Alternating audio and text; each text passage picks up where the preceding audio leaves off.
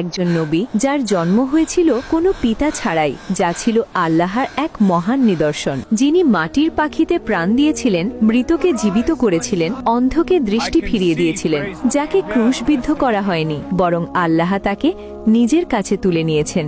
আজকের এই ভিডিওতে আমরা জানব সেই মহান নবীর অবিশ্বাস্য জীবন কাহিনী, যিনি ছিলেন মরিয়মের পুত্র, বনি ইসরায়েলের কাছে প্রেরিত আল্লাহর রাসূল ঈসা ইবনে মরিয়ম আলাইহিস সালাম। এই কাহিনী শুনে আপনার ঈমান আরও মজবুত হবে, তাই ভিডিওটি শেষ পর্যন্ত দেখুন এবং আপনার প্রিয়জনদের সাথে শেয়ার করুন। ঈসা আলাইহিস সালামের কাহিনী শুরু করতে হলে আমাদের আগে জানতে হবে তার মা মরিয়ম আলাইহিস সালামের সম্পর্কে। মরিয়ম আলাইহিস সালাম ছিলেন এক অসাধারণ পবিত্র নারী। আল্লাহ তাআলা কোরআনে মরিয়ম আলাইহিস সালাম সম্পর্কে বলেছেন, আর স্মরণ করো মরিয়মকে, যে তার সতীত্ব রক্ষা করেছিল।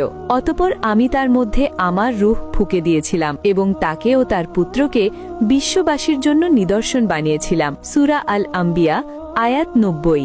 গর্ভকালীন সময়ে মরিয়ম আলাইহিস সালাম তার সমাজ থেকে দূরে একটি নির্জন স্থানে চলে গেলেন। প্রসব বেদনা তাকে একটি খেজুর গাছের নিচে নিয়ে এলো। এই কঠিন মুহূর্তে মরিয়ম আলাইহিস সালাম বললেন, হায়, আমি যদি এর আগেই মরে যেতাম এবং সম্পূর্ণভাবে বিস্মৃত হয়ে যেতাম। তখন সেই নবজাতক শিশু তার নিজ থেকে ডাক দিয়ে বললেন, দুঃখ করো না, তোমার রব তোমার পায়ের কাছে একটি ঝর্ণা প্রবাহিত করেছেন, আর তুমি তোমার দিকে খেজুর গাছের কাণ্ড নাড়া দাও, তা থেকে তোমার উপর সতেজ পাকা খেজুর পড়বে। অতএব তুমি খাও, পান করো এবং চোখ জোড়াও। সূরা মারিয়াম 24-26। মরিয়ম আলাইহিস সালাম এই নির্দেশনা মেনে খেজুর খেলেন, পানি পান করলেন। তারপর যখন তিনি শিশুপুত্রকে কোলে নিয়ে তার সম্প্রদায়ের কাছে ফিরলেন, তখন সবাই অবাক ও বিস্মিত হয়ে গেল। তারা বলল, হে মারিয়াম, তুমি তো এক অদ্ভুত কাজ করে ফেলেছ।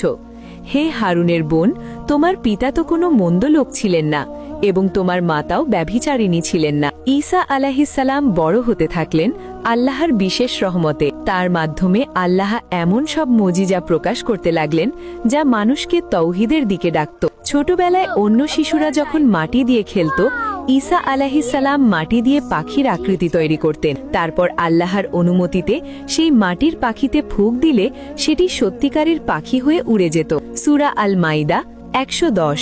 যখন তিনি যুবক হলেন এবং নবুয়ত প্রাপ্ত হলেন, তখন আল্লাহ তাকে ইনজিল বা বাইবেল প্রদান করলেন। এই কিতাবে ছিল তওরাতের সত্যায়ন এবং বনি ইসরায়েলের জন্য কিছু হালাল হারামের নতুন বিধান।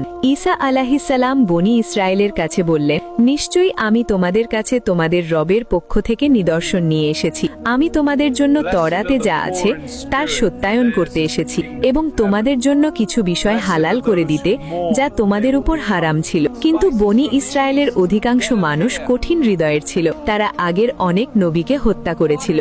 তারা ঈসা আলাইহিস সালামের কথাও মানতে চাইল না। ঈসা আলাইহিস সালামকে আল্লাহ অসংখ্য মুজিজা দান করেছিলেন, যেন মানুষ ঈমান আনে। আসুন জানি সেই অবিশ্বাস্য মুজিজাগুলো। 1. জন্মান্ধকে দৃষ্টিদান। ঈসা আলাইহিস সালাম আল্লাহর অনুমতিতে জন্মান্ধ মানুষের চোখে হাত রাখেই সে দেখতে পেত।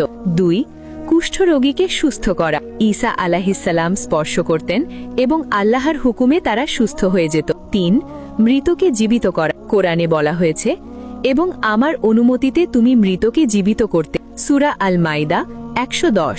কিন্তু বনি ইসরায়েলের ধর্মীয় নেতারা এবং ধনী ব্যক্তিরা ঈসা আলাইহিস সালামের বিরুদ্ধে ষড়যন্ত্র শুরু করল। তারা ভয় পেল যে ঈসা আলাইহিস সালামের কারণে তাদের ক্ষমতা ও প্রভাব কমে যাবে। তারা রোমান শাসকদের কাছে গিয়ে মিথ্যা অভিযোগ করল যে ঈসা আলাইহিস সালাম রাজার বিরুদ্ধে বিদ্রোহ করছে। তারা পরিকল্পনা করল ঈসা আলাইহিস সালামকে হত্যা করার এবং ক্রুশবিদ্ধ করা। কিন্তু আল্লাহও পরিকল্পনা করলেন, আর আল্লাহ হলেন সর্বোত্তম পরিকল্পনাকারী। সূরা আলে ইমরান 54। আর কোরআনে বলা হয়েছে, আর তাদের এই উক্তির কারণে যে তারা আল্লাহর রাসূল মরিয়ম পুত্র ঈসা মাসিহকে হত্যা করেছে, অথচ তারা তাকে হত্যা করেনি এবং তাকে ক্রুশবিদ্ধ করেনি, বরং তাদের জন্য তার সদৃশ একজনকে বানানো হয়েছিল।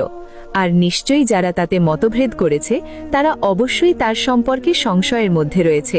তাফসিরে উল্লেখ আছে, আল্লাহ ঈসা আলাইহিস সালামের শত্রুদের একজনকে ঈসা আলাইহিস সালামের আকৃতিতে রূপান্তরিত করে দিলেন।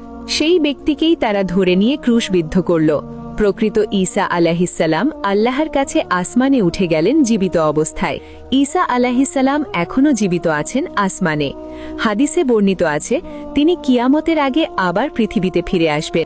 রাসূলুল্লাহ সাল্লাল্লাহু আলাইহি ওয়াসাল্লাম বলেছেন, মরিয়ম তনি ঈসা তোমাদের মাঝে ন্যায়পরায়ণ শাসক হিসাবে অবতরণ করবেন।